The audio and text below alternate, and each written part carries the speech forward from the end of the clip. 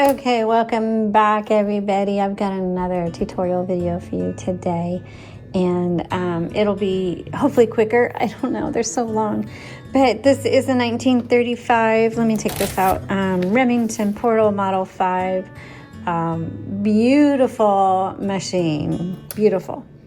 Yeah, I'm usually not a fan of Remingtons, to be honest, but this one I'm really enjoying this one. So let me just first of all tell you who I think this would be for, and then I'll do a quick tutorial. We have other ones on the YouTube channel, so feel free, you'll learn something different from each one.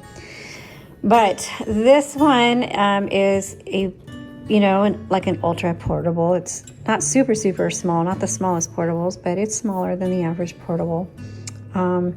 Excellent for light touch or small fingers. Oh my goodness.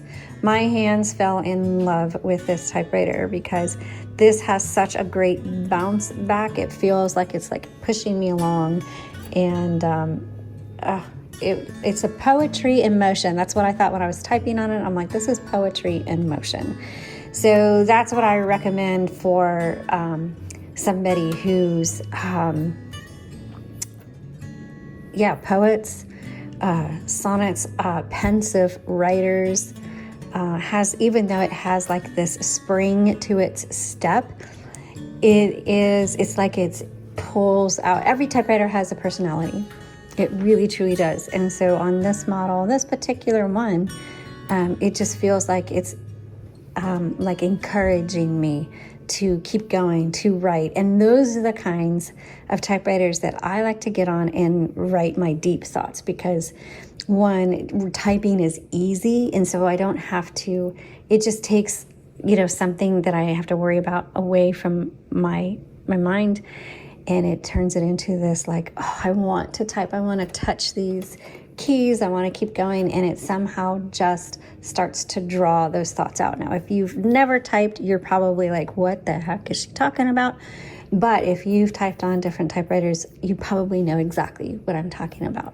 Typewriters have a way of their different personalities, different characteristics, and they have a way of tapping into different aspects of writing.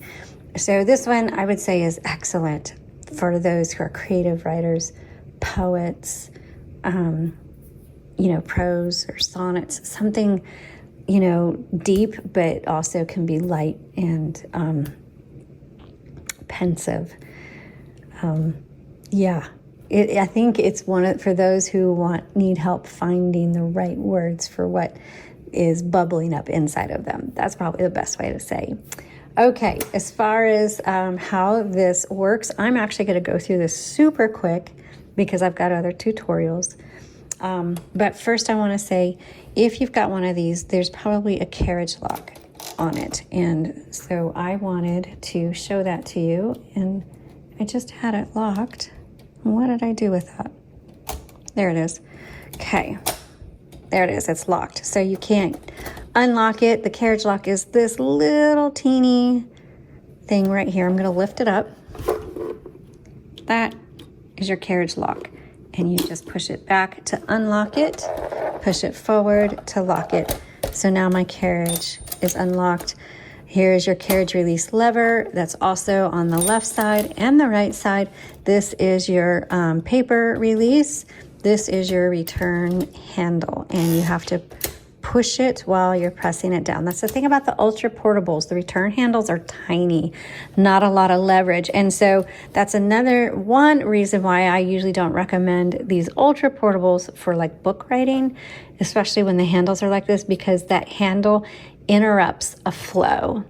And when you're doing long writing, that really does play a part. Now, poetry, sonnets, that's a lot more, it's a much slower process. You're ruminating on words and feelings, and this doesn't come into play as much as you've got a flow of words and you're just trying to get everything out on the paper. This takes specialty spools. They're a 1-inch spool. The universal spool does not fit this typewriter, but don't be afraid. If you have a universal spool, you can take the ribbon off and put it on yours. If you are missing your spools, you're going to have to go to a typewriter parts. Facebook has a couple groups on there, and ask around and see if anybody has them. They are hard to find.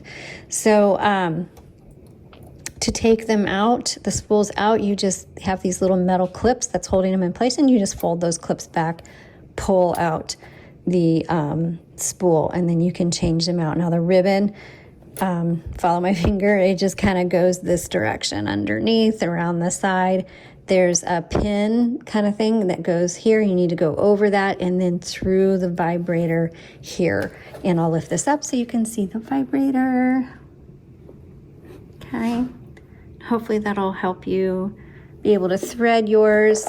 To reverse the direction of your spool, there is a thing on the lever on the side. It's on both sides. So I'll just press it, and now it'll show up more on this side. Press it, and it'll show up on this side, and that's how you reverse the direction. Then you can take in the slack by turning it, but you just press back and forth to reverse directions. That's how you do that. We'll come down here. Here's your color selector. It's on red right now, but put it down. It's on black. You have your shift lock, your margin release, your backspace. And this looks like it's the tabs. And where is there a tab set? Let me look here. Nope, so the tabs are preset. But while we're back here, here's your margins. Press and drag. Okay, so tabs will be preset on this one, and it's usually like every 10 spaces. So that is the basic overview of a Remington Portable Model number 5, 1935. I hope you found this helpful. Thanks for watching and being part of our channel. Please subscribe and visit our website to see what we have in stock for vintage typewriters and accessories.